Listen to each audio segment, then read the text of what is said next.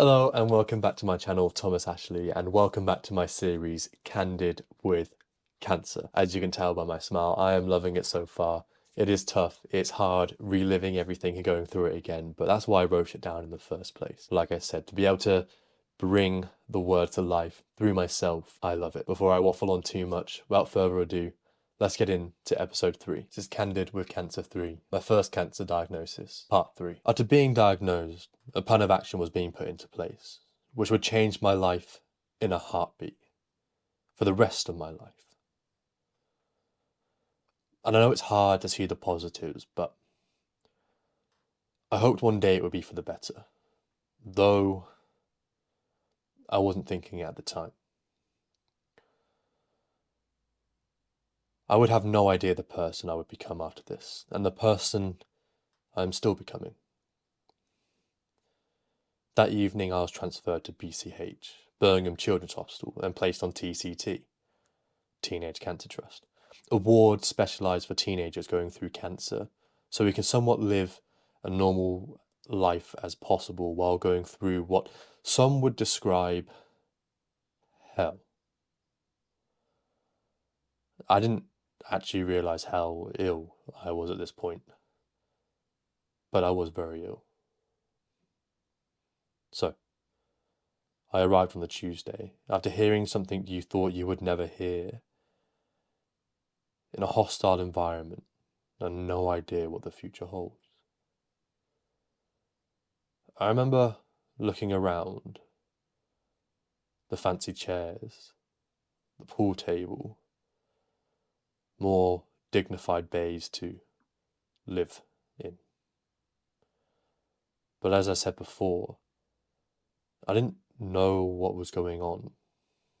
And deep down, I was still hoping this was all a big misunderstanding. That actually somehow I don't have cancer and they made a mistake. But that wasn't meant to be. And I guess this is where the story starts then. The beginning of my new life. The story of a person I became and how I became him. On Wednesday, I went into surgery for a bone marrow aspirate, a procedure I've become very familiar with. Through tests with my bone marrow, they would be able to determine what cancer I had and the course of treatment needed. As well as the bone marrow being taken, I was also given my first bit of chemotherapy in my spinal fluid. More as a precautionary procedure.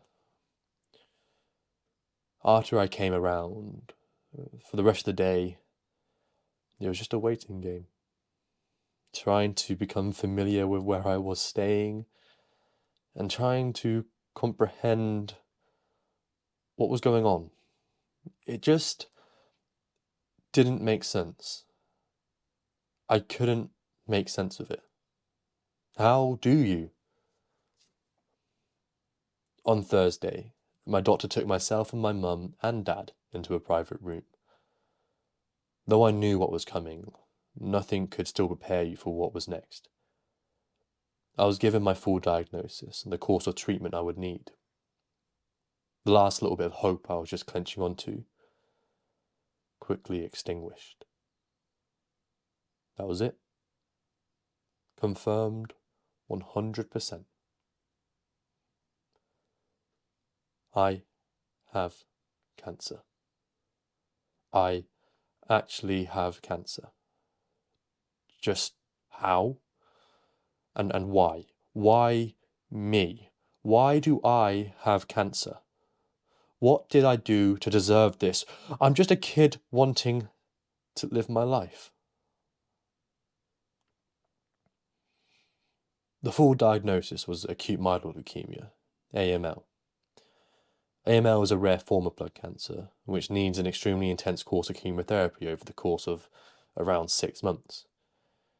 AML is a mutation of one of your white blood cells in your bone marrow, where all your blood is made. After the mutation, which no one knows why it happens, It starts to destroy your immune system. I was told everything. The fact that I would be in hospital for 6 months. That I would be ill like no illness I ever had.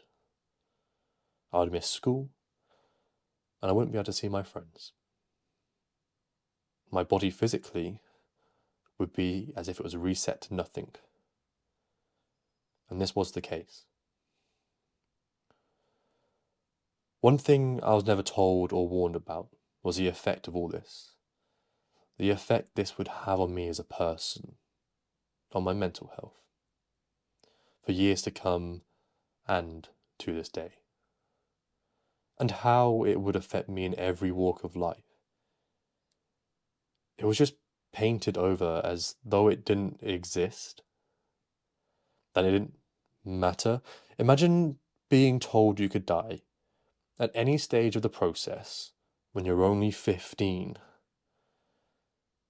As though I would have my treatment, hopefully survive, and just be pushed back into society as though nothing had happened. The pain I have suffered because of this is indescribable. And now, when I look back on this, it kills me to know what I was going to have to face. I knew the physical complications, well, as much as they could tell you, but I didn't know what was going to happen to me. Your development, mental health, hormones, etc., etc., but these were questions I didn't have at the time. Because your first point of call is getting through it. But no one told me. No one prepares you. If I knew what I know now, maybe I would have given up. Maybe that's why they don't tell you. On Friday, I needed to have surgery, have my central line put in. A line goes under your skin to a large vein by your collarbone. This would then hang out your chest. And I can't begin to explain how painful this was and restrictive. But this was necessary, as I couldn't have chemotherapy through a vein in my arm. At the end of the line, there was 2 connection ports which would attach me to drugs I needed via a drip. I was supposed to have my central line put in the morning. However, due to an emergency, my operation got pushed back. Before I started my chemotherapy, I needed to do a sperm bank. Another complication of chemotherapy was losing your fertility. And though, at the time, there was too much and I was too young to question this, this was something I had to come to terms with later in life. At this time, you just go along with everything because you don't have a choice. And only being 15, you don't really understand the significance of being infertile. It's only now that I start to question it. But I went to do a sperm bank. And this is the first time I was allowed out since Tuesday.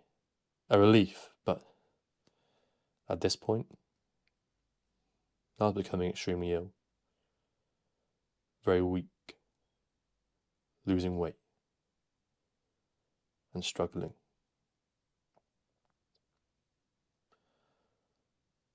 The cancer was taking over. On Saturday, having had my operation late the night before, I was woken up at 6 AM to start my chemotherapy. And that's how my whole life changed and was flipped upside down forever. Within 5 cruel days.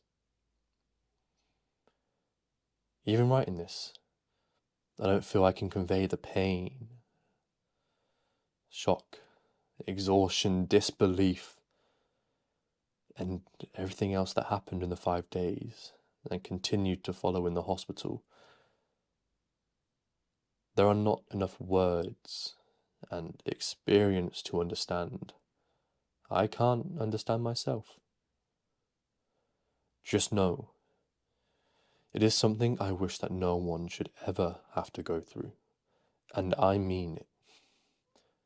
I wish I could be able to let you know what it was like, as that would answer a lot of questions everyone has and myself.